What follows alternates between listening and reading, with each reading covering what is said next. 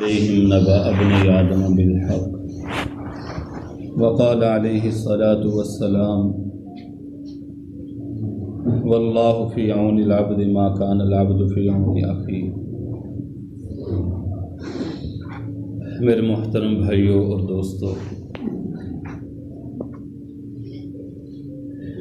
دین کی بات اللہ اور اس کے رسول صلی اللہ علیہ وسلم کی بات، قرآن اور حدیث کی بات، ہم میں سے کوئی شخص بھی ایسا نہیں ہے جسے اس کی ضرورت نہیں۔ ہر بندے کو ہی اس کی ضرورت ہے اور ہر بندہ محتاج ہے۔ سمجھ آئی؟ نبی اکرم صلی اللہ علیہ وسلم کے زمانے میں ہر گھر کے اندر، مسجد تو مسجد، ہر گھر میں روزانہ قرآن، حدیث، آخرت کے، قبر، مرنا، اس کی باتیں چلتی تھی۔ ٹھیک ہے نا جی؟ اور یہ صرف ایسے ہی نہیں بلکہ بہت زیادہ چلتی تھی، جس کی وجہ سے ان کا جو ہے نا آگے کا یقین کہ مرنا ہے، آگے جانا ہے۔ آج ہمارے ہاں نہیں چلتی۔ گھر کے اندر بھی صبح سے لے کر شام تک کپڑے ایسے ہونے چاہیے، مکان ایسا ہونا چاہیے، سواری ایسی ہونی چاہیے، گھر میں یہ سہولت ہونی چاہیے۔ وہ جو تذکرے سے وہ جو باتیں تھی صحابہ کرام کے زمانے میں، وہ نہیں ہوتی۔ بچے کا ذہن، چھوٹا سا بچہ بھی ہے نا جی، اس سے پوچھ لو کہ کیا ہونا چاہیے، وہ کہے گا میرے نیچے اچھی سی موٹر سائیکل ہو، کپڑے میرے اچھے ہوں اور جوتا بہترین ہو تو میری بات ہی، میں کامیاب۔ حالانکہ یہ ہرگز ہے ہی نہیں، سمجھے؟ یہ بات ہی نہیں ہے۔ نہ اللہ تعالیٰ نے کامیابی ان چیزوں میں رکھی ہے، نہ کامیاب کوئی ہوا ہے۔ اس لیے ہمارے بچے کا ذہن، ہمارے گھر کی مستورات کا ذہن وہ ذہن ہو جو صحابہ کرام کے بچوں کا ذہن تھا۔ سمجھے؟ صحابہ کرام کے بچوں کا ذہن۔ ایک جہاد کے اندر، جہاد میں بچے کیا کرتے تھے؟ ایڑیاں اٹھا کے کھڑے ہوتے تھے تاکہ ہم بڑے نظر آئیں نبی اکرم صلی اللہ علیہ وسلم کو اور ہمیں جانے کی اجازت ہو جائے۔ سمجھ آئی؟ یہ تھے جذبے، ایک ان کے جذبات تھے۔ تو اس لیے اپنے آپ کو ضرورت مند سمجھ کے دیکھیں نا، فجر کی نماز کے بعد 10 منٹ کا بیان ہوتا ہے، 10 منٹ کا، اس میں بھی بہت سارے دوست بھاگ جاتے ہیں۔ بھئی اپنی ضرورت سمجھ کے اس میں بیٹھنا، مجھے ضرورت ہے، میں نے اللہ رسول کی بات سننی ہے، قبر آخرت کی سننی ہے، میرا ایمان تازہ ہوتا ہے سن کے، تو اس کے اندر اپنے آپ کو جما کے بٹھانا۔ اور جو مستغنی، جو اللہ تعالیٰ سے لاپرواہی کرتا ہے تو پھر اللہ تعالیٰ بھی اس سے لاپرواہی کر رہا ہے۔ اللہ کو کسی کی ضرورت ہے کوئی نہیں۔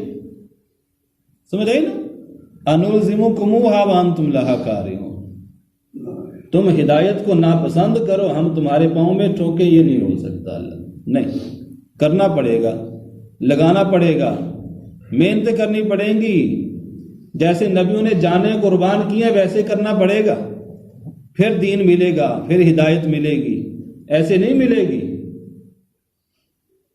اس لیے اپنے آپ کو ضرورت مند سمجھ کے، میری ضرورت ہے، میں کوئی کسی پہ احسان نہیں کرتا ہوں، مسجد میں جاتا ہوں، نماز پڑھتا ہوں، میری ضرورت ہے۔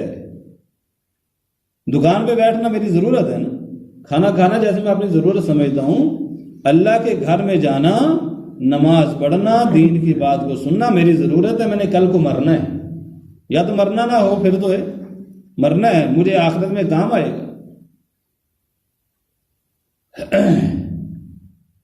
نبی اکرم صلی اللہ علیہ وسلم کی حدیث ہے، واللہ فی عون العبد ما کان العبد فی عون عبدہ۔ اللہ تعالیٰ اپنے بندے کی اس وقت تک مدد فرماتا ہے جب تک بندہ اپنے بھائی کی مدد کرتا ہے۔ سمجھ آئی نا؟ تو اللہ تعالیٰ کا یہ قانون ہے۔ اللہ تعالیٰ کو سب سے اچھا انسان وہ لگتا ہے جو لوگوں کو فائدہ پہنچاتا ہے۔ سمجھ آئی؟ احب الناس خیر الناس من ينفع الناس، لوگوں میں سے بہترین شخص وہ ہے جو بھئی لوگوں کو نفع پہنچے ہم سے. میں یہ کوشش کروں میری ذات سے سب لوگوں کو نفع پہنچے، ہاں کسی کا نقصان نہ ہو، مجھ سے کسی کو تکلیف نہ ہو. ایک صحابی ہے، عرض کیا یا رسول اللہ ایک عورت ہے اکثر رات کو تہجد پڑھتی، دن کو روزہ رکھتی ہے، لیکن پڑوسی اس سے تنگ ہے، پڑوسیوں سے جھگڑتی ہے. فرمایا اس کو بتاؤ جا کے وہ جہنمی ہے. سمجھے؟ لوگوں میں سے بہترین لوگ وہ ہیں جن سے لوگوں کی حاجتیں پوری ہوتی ہیں. جو شخص کسی مسلمان کی ایک حاجت پوری کرتا ہے اللہ تعالی اس کو 10 سال کی نفلی عبادت کا ثواب عطا فرماتا ہے.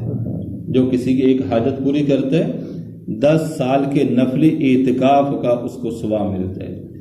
ایک دن کا اعتکاف جہنم سے 3 خندق دور کر دیتا ہے، اور ایک خندق جو ہے وہ زمین سے آسمان تک ہے. اتنا بڑا اجر ہے. حضرت عبداللہ ابن عباس رضی اللہ عنہ اعتکاف میں بیٹھے ہوئے تھے. ایک شخص آیا، آ کے کہنے لگا اے رسول اللہ صلی اللہ علیہ وسلم کے چچا کے بیٹے، نہیں پریشان بیٹھا ہوا تھا. آپ نے فرمایا تو پریشان کیوں ہے؟ اس نے کہا میرے اوپر جو ہے فلاں کا حق ہے، آپ چل کے نا. آپ نے فرمایا اگر تو کہے تو میں تیری سفارش کرتا ہوں. اس نے کہا جی جیسے آپ مناسب سمجھے. آپ مسجد سے باہر نکلے. اس نے کہا حضرت آپ اپنا اعتکاف بھول گئے؟ فرمایا نہیں میں بھولا نہیں، اس قبر والے کی قسم، اشارہ کیا نبی اکرم صلی اللہ علیہ وسلم قبر کی طرف، کہ میں نے ان کو فرماتے ہوئے سنا ہے جو شخص اپنے کسی مسلمان بھائی کے کسی کام کے لیے چلتا پھرتا ہے اور اس کا کام ہو یا نہ ہو اللہ تعالیٰ اس کو 10 سال کے نفلی اعتکاف کا ثواب عطا فرمائے.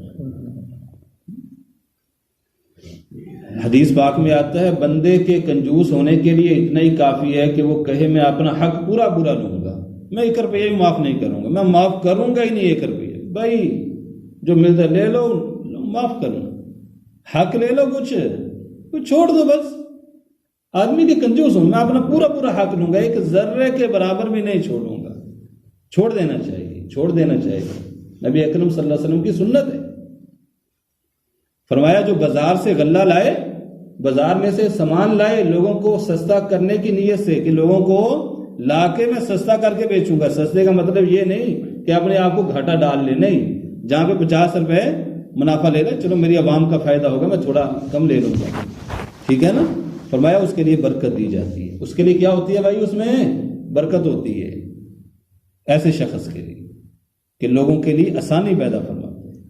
نبی اکرم صلی اللہ علیہ وسلم